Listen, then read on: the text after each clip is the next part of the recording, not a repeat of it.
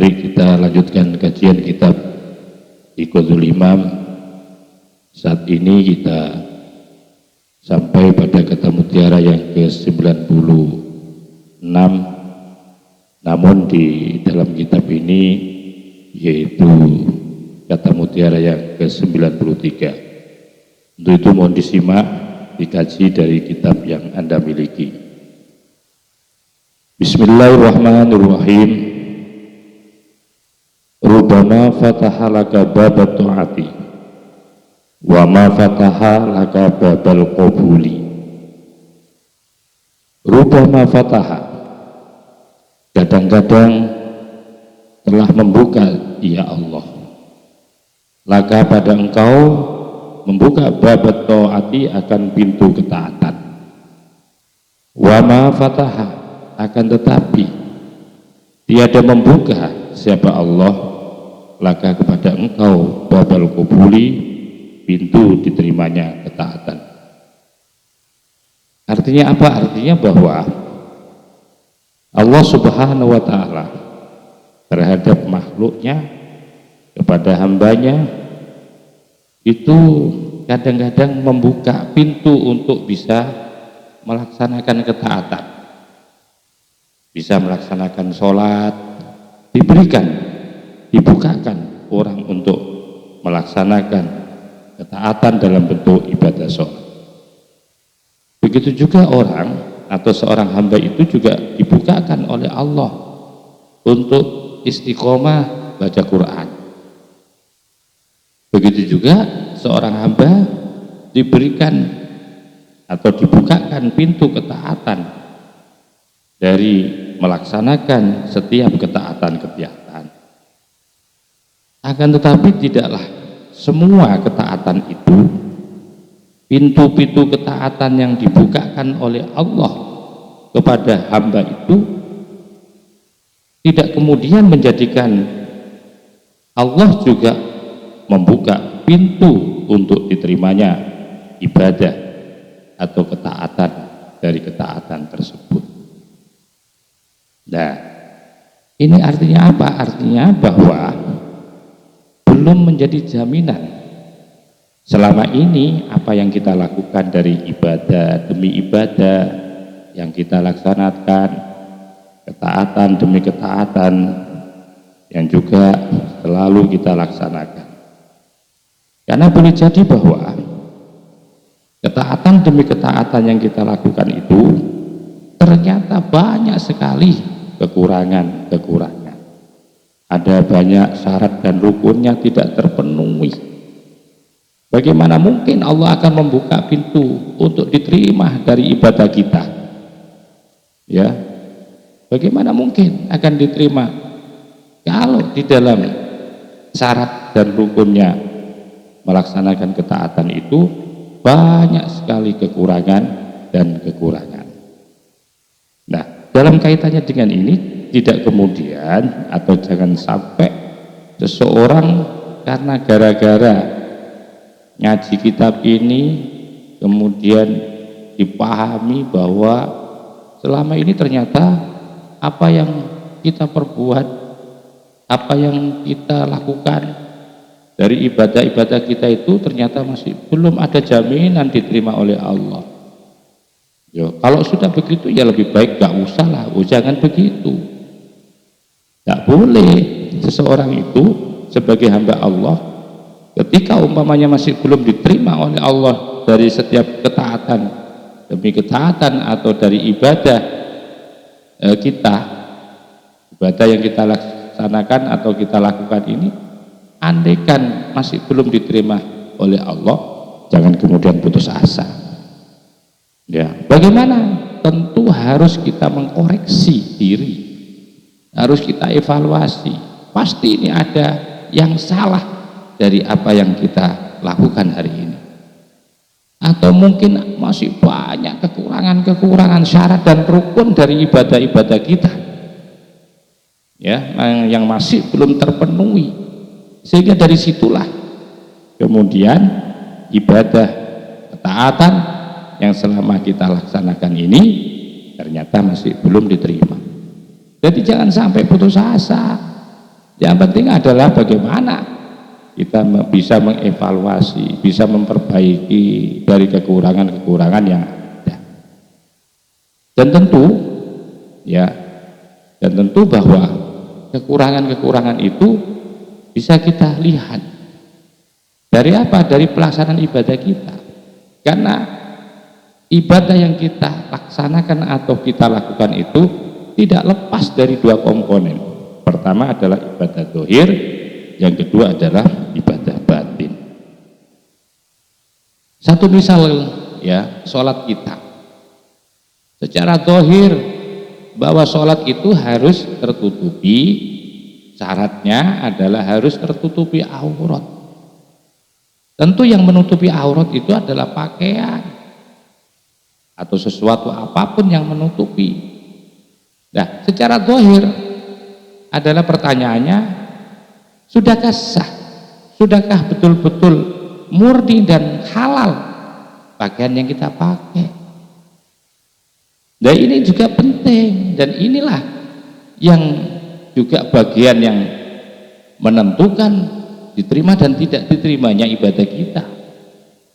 Loh, kalau pakaian yang kita pakai pada saat kita melaksanakan ibadah, ya ternyata dari pakaian yang kita pakai untuk menghadap kepada Allah itu ternyata pakaiannya hasil curian, satu misal. Ya, bagaimana akan bisa diterima oleh Allah? Wong itu barang curian. Ya mungkin kalau secara syar'i, ya secara syar'i itu satu misal sudah mengukurkan kewajiban, tetapi dibalik ya menjatuhkan atau mengukurkan kewajiban bahwa ibadah yang kita laksanakan itu masih dalam tanda petik belum diterima oleh Allah gara-gara apa? Kurang syarat dan rukunnya. Dan ini penting ya diantara seperti itu. Begitu juga kalau ibadah ketaatan yang kita laksanakan secara batiniah, ya umpamanya pakaiannya sudah bagus, ya berasal dari hasil yang halal, makanan yang kita makan sebagai bentuk kekuatan untuk ibadah juga berasal dari makanan yang halal. Tetapi dari sisi qalbiyah, niat dan motivasi ibadahnya bukan karena Allah, maka juga sama. Akhirnya apa yang bisa kita laksanakan atau kita lakukan adalah kita hanya bisa melaksanakan ketaatan-ketaatan, tetapi ketaatan kita itu masih belum bisa diterima oleh Allah Subhanahu wa Ta'ala.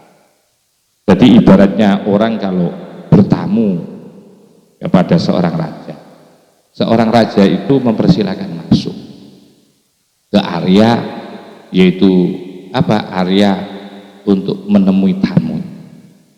Dipersilakan tamu satu persatu. Itu memang sebuah penghargaan.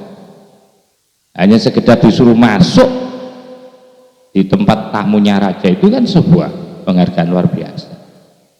Tapi ya ternyata pada saat kita disuruh masuk ternyata oleh raja tidak ditemui. Nah, ini tidak bedanya kita bisa masuk ke ruang area kemaharibaan Allah, tapi ketaatan sebagai wasilah itu masih belum bisa mengantarkan untuk diterima oleh Allah Subhanahu wa Ta'ala, karena ada banyak kekurangan syarat dan rukunnya, ada kesalahan baik itu di zahirnya maupun di ibadah batinnya. Kultu, saya katakan, la ibrota, tidak ada maknanya apa-apa bitaati akan ketaatan idza lam yashabha, ketika atau apabila lam yashabha tidak menyertai akan taat apa qabulun diterimanya amal taat tadi. Artinya apalah artinya sebuah ketaatan kalau ketaatan itu tidak disertai diterima oleh Allah Subhanahu wa Ta'ala. Tetapi dalam konteks ini sekali lagi bukan kemudian kita akan frustasi. Tetapi justru dengan kita ngaji ya, dengan cara seperti ini untuk mengingatkan kepada kita untuk juga introspeksi terhadap cara-cara ibadah kita ketika menghadap kepada Allah. Sudah benarkah? Ya, sudah sempurnakah? Sudah terpenuhikah syarat dan rukun daripada kita pada saat melaksanakan ketaatan kepada Allah? Kama sebagaimana la ibrota, tidak ada maknanya apa-apa bisu'ali, dengan meminta, haitsulam yahsul, ketika tidak berhasil bihi akan permintaan. Haitsulam yahsul, ketika tidak berhasil bihi dengan permintaan atau dengan soal, apa makmulun, sesuatu yang diminta atau diangan-angan. Apa arti dari sebuah doa? Kalau doa kita dari apa yang kita angan-angankan, apa yang jadi harapan kita ternyata tidak berhasil, itu maksudnya bahwa perlu kita introspeksi. Kenapa? Jadi sekali capek, sekali melakukan ibadah, maka harus berhasil. Sekali melakukan ketaatan, bahwa ketaatan kita diterima oleh Allah. Begitu maksudnya ini. Ya, sebab apa? Karena at-ta'atu adapun ta'at. Karena ta'at itu adalah ya innama hiya, bahwasanya ya innama hiya, bahwasanya hiya adapun ta'at itu wasilatun, menjadi wasilah atau perantara.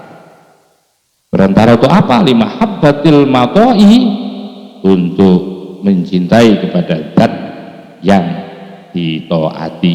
Siapa itu? Tidak ada lain adalah Allah. Jadi melaksanakan ketaatan ini sebagai satu wasilah, sebagai satu kendaraan untuk mendapatkan cinta ya dari zat yang ditaati, yaitu Allah, wa iqbalihi, dan diterimanya oleh zat yang ditaati, artinya Allah, alal muti'i, atas orang yang melakukan ketaatan.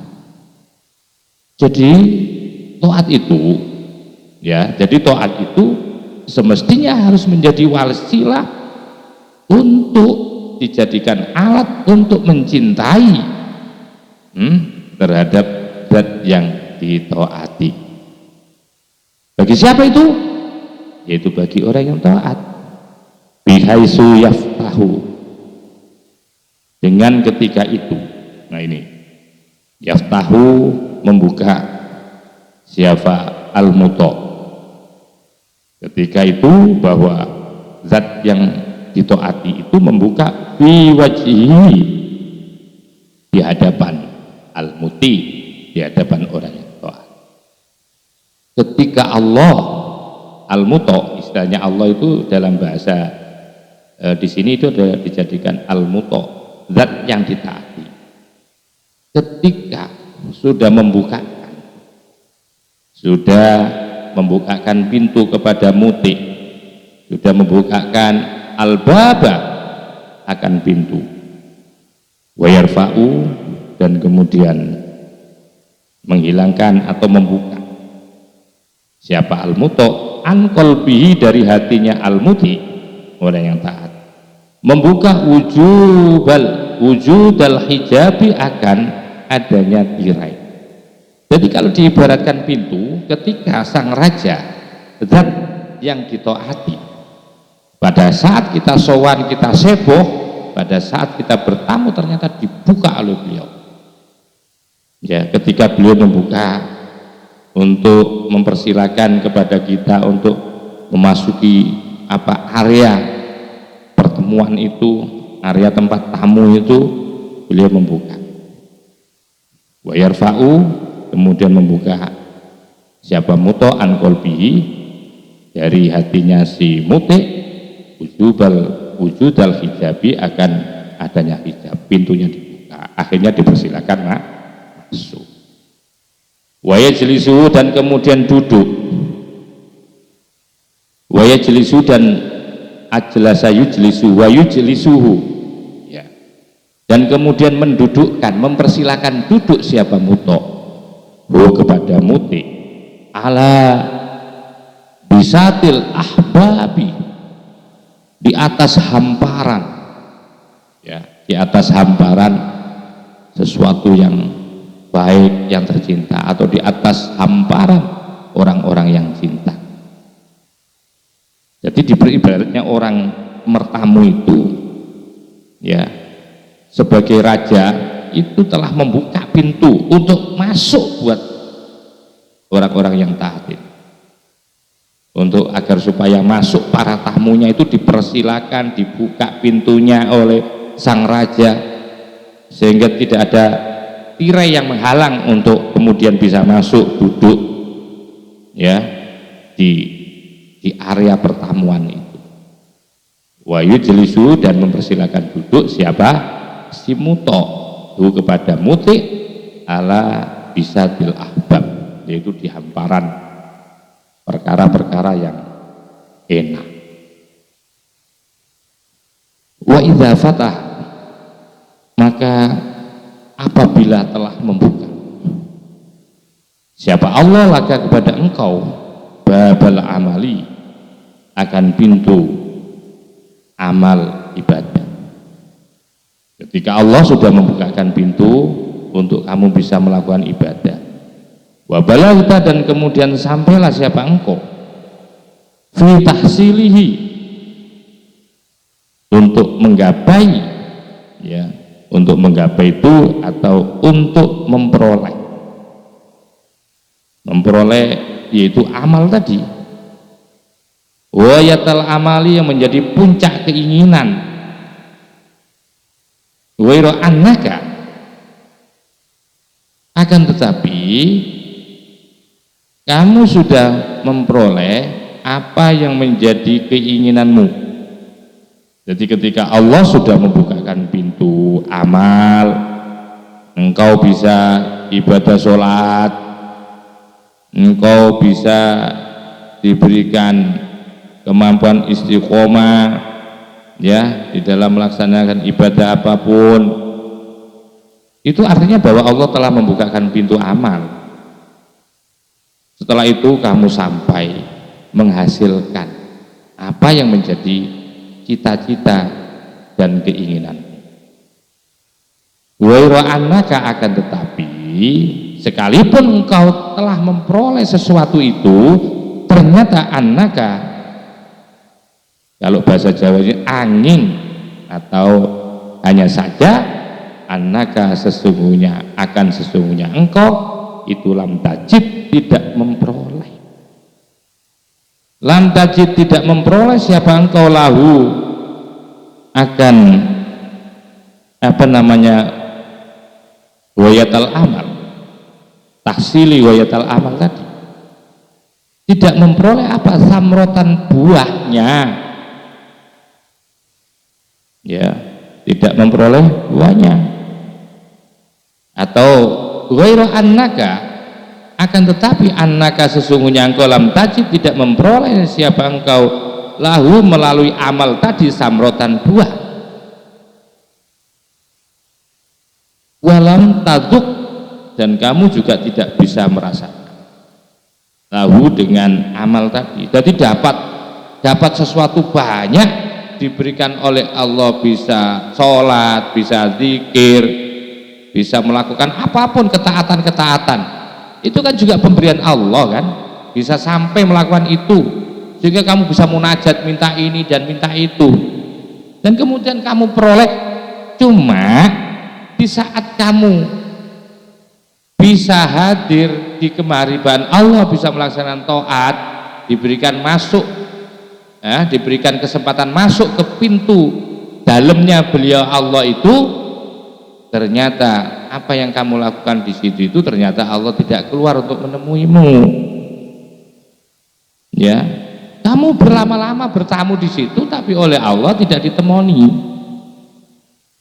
Jadi kamu bisa duduk di situ cuma dapat lama tok. Kamu juga bisa menyampaikan request, tetapi request yang kamu sampaikan itu pun kamu tidak bisa memperoleh buah. Ya. Walam tazuk, dan kamu tidak pernah bisa merasakan lahu dengan amalmu itu tadi halawatan, manis, tidak meroleh. Jadi ibaratnya umpamanya diberi sesuatu, ya, tidak bisa merasakan halawatan minal insi, yaitu rasa manisnya berupa ketenangan billahi dengan Allah, wal wahsyati, tidak juga bisa merasakan manisnya untuk gersah, ya, mimma dari sesuatu siwahu yang selain Allah. Kamu bisa menghindari dari semua manusia, pengenmu bersama Allah, tapi kamu bisa menghindari tapi tidak merasakan apa-apa, gitu loh. Kamu bisa, ya, untuk apa ya, untuk riyadhah bisa, untuk melatih beruzlah bisa, tapi di saat kamu ada di ruang uzlah tidak mendapatkan halawanya sama sekali. Bisa uzlah, bisa nyepi, bisa riyadhah, tapi tidak merasakan akan manisnya riyadhah. Jadi lam tazuk lahu halawa minal insi billah wal wahsyati, tidak juga bisa merasakan akan apa, akan liarnya, ya, mimma dari sesuatu, atau menjauhnya dari sesuatu, mimma dari sesuatu selain Allah.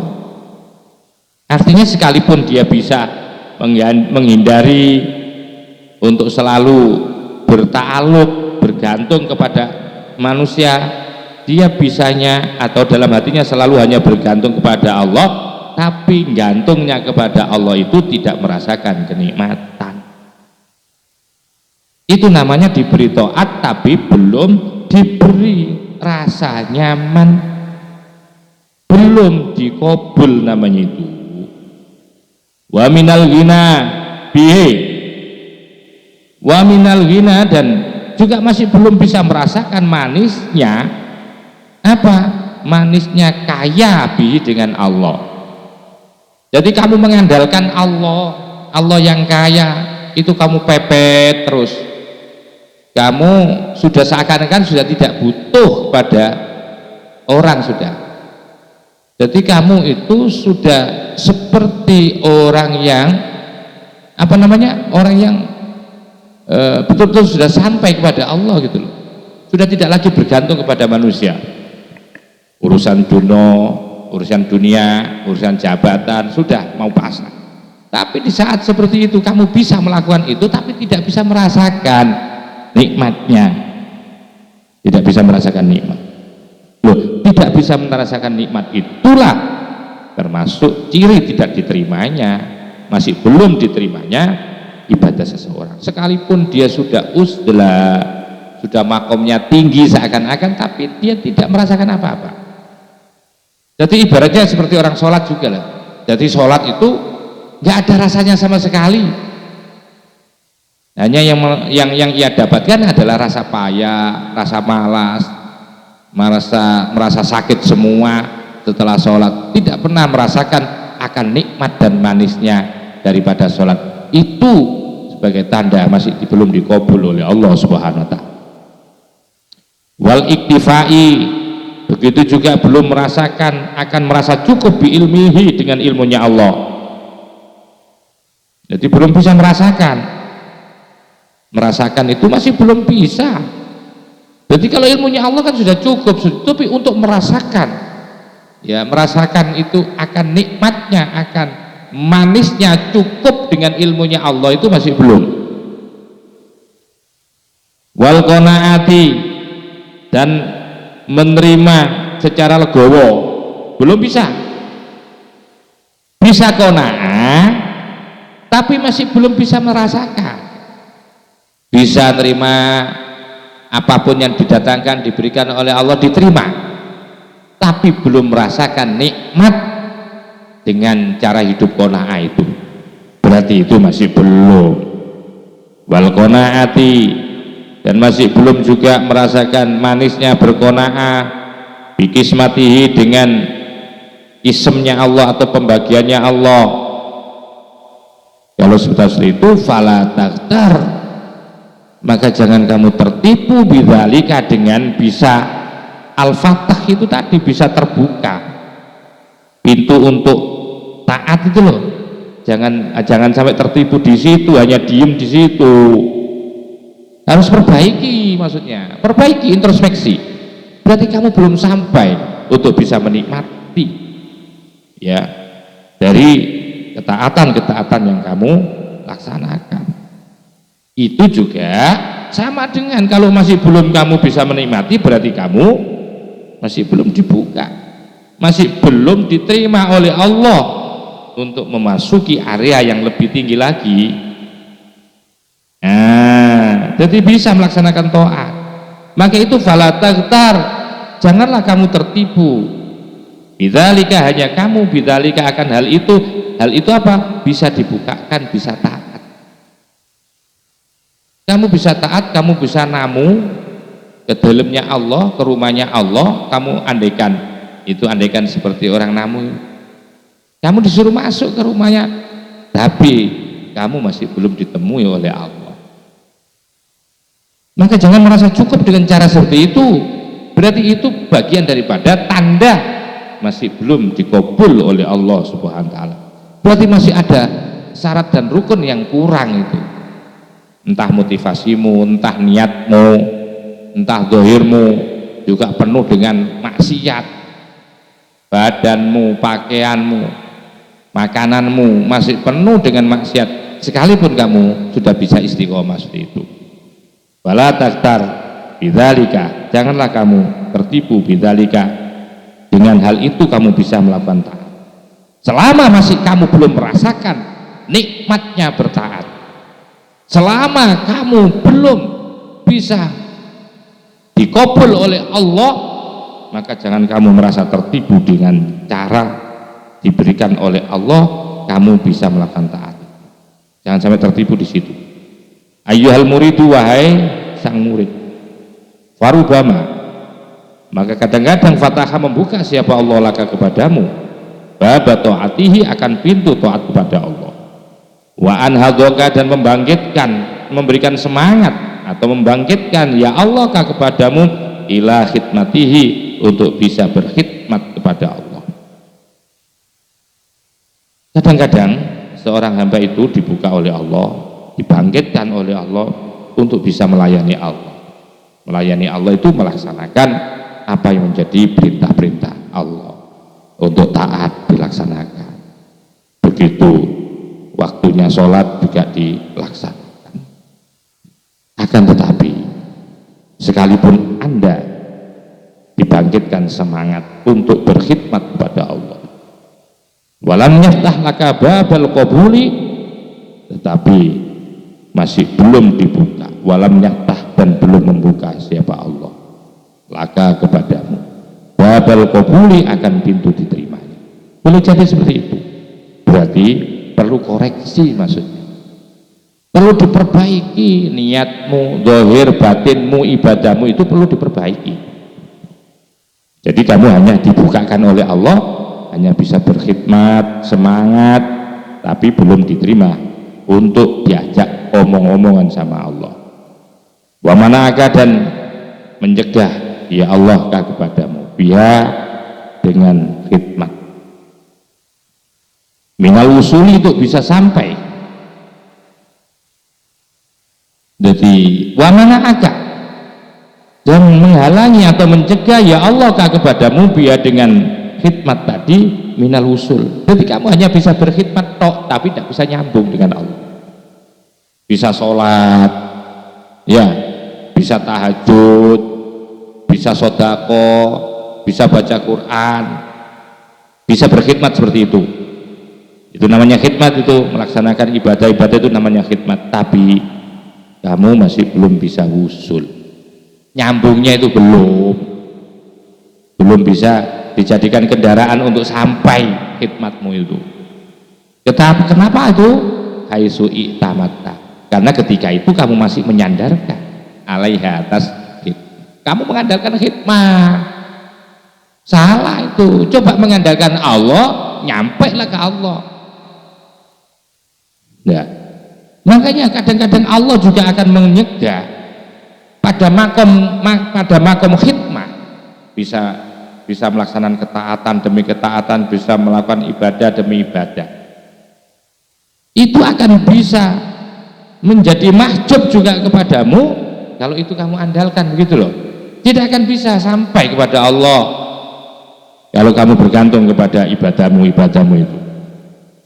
Wa mana'aka, dan akan mencegah Allah kepadamu biar dengan khidmat minal wusul untuk bisa sampai. Kenapa? Haitsu i'tamatta, ketika itu kamu bersandar. Karena kamu mengandalkan fi alaiha atas taat. Warokanta, dan kamu condong ilaiha kepada khidmat. Kamu andalkan khidmat itu, kamu sembah itu ya. Jadi nggak nyembah Allah tapi menyembah khidmahnya kamu andalkan. Jangan mengandalkan khidmat, andalkan Allah. Kalau kamu andalkan Allah, selesai udah. Nah inilah kemudian Allah menolakmu untuk bisa wusul itu gara-gara kamu itu menyandarkan segala ibadahmu itu seakan-akan khidmat. Jadi seakan-akan bukan Allah tapi khidmat yang kamu andalkan itu. Wa anista, sehingga kamu menjadi seneng, ayem biar dengan hikmat. Wa ashghalatka, dan menjadikan sibuk kepadamu apa halawatuha, manisnya dengan khidmat. Akhirnya kamu hanya seneng di situ, ngeladen tok. Tidak pingin lepas dari pembantu kamu. Tidak ingin nanti menjadi pengawalnya seorang juragan. Tidak ingin jadi sekretarisnya kamu. Jadi kamu hanya ingin ngeladeni tok, ya. Ini tentu akhirnya kalau khidmat yang diandalkan bukan Allah, maka nanti kamu hanya bisa menikmati manisnya khidmah, manisnya ngeladen, daripada anit taroki, daripada naik ila halawati syuhudil mun'imi, naik untuk menikmati manisnya syuhudil mun'imi, menyaksikan zat yang memberikan nikmat. Akhirnya kamu tidak punya keinginan itu karena kamu sudah enak di khidmat ini aja, sehingga kamu itu khidmat itu seakan-akan status khidmat itu kamu seneng ya. Kenapa tidak ingin naik untuk menjadi sekretarisnya? Ya kok pengennya hanya menjadi pembantu aja, bagian cuci-cuci, bagian masak. Kenapa tidak ingin menaiki ila halawati syuhudil mun'im biha, dengan melalui khidmat tadi. Jadi jadikan khidmat itu wasilah untuk menaiki menjadi orang yang dekat lagi kepada Allah Subhanahu wa taala. Walidzalika, oleh karena itu qala dawu siapa ba'dhum, sebagian ulama sufi, ihzaru, hati-hatilah kalian. Hati-hati kepada apa itu halawat taati, akan manisnya ketaatan. Hati-hati kamu juga kalau merasakan nikmat ketaatan itu, hati-hati. Nanti kamu terjebak di situ. Nggak merasa menikmati Allah tapi menikmati taat itu, akhirnya kamu nyembah taat itu. Makanya ihdaru, hati-hatilah engkau halawat taati, akan manisnya ketaatan. Fa innaha, maka sesungguhnya halawat taat itu ibaratnya samumun, seperti racun, qatilatun, atau bisa yang membunuh.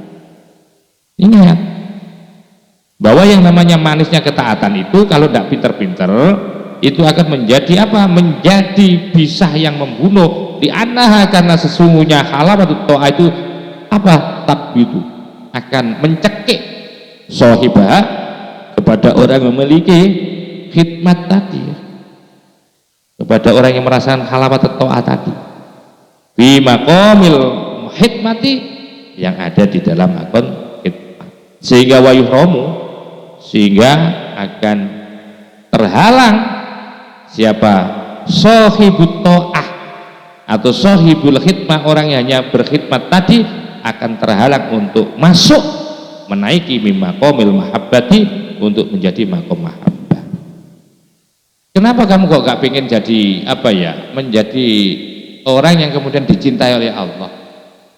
Sudah tidak dipekerjakan lagi. Sebab kalau nanti menjadi kekasihnya Allah disuruh duduk manis cuma omong-omongan doang, ya, dipenuhi kebutuhannya, dijak ngomong, dijak ngobrol santai, kalau diibaratkan seperti itu. Sementara kalau posisinya khidmat kan ngeladen tok. Nah, ini penting.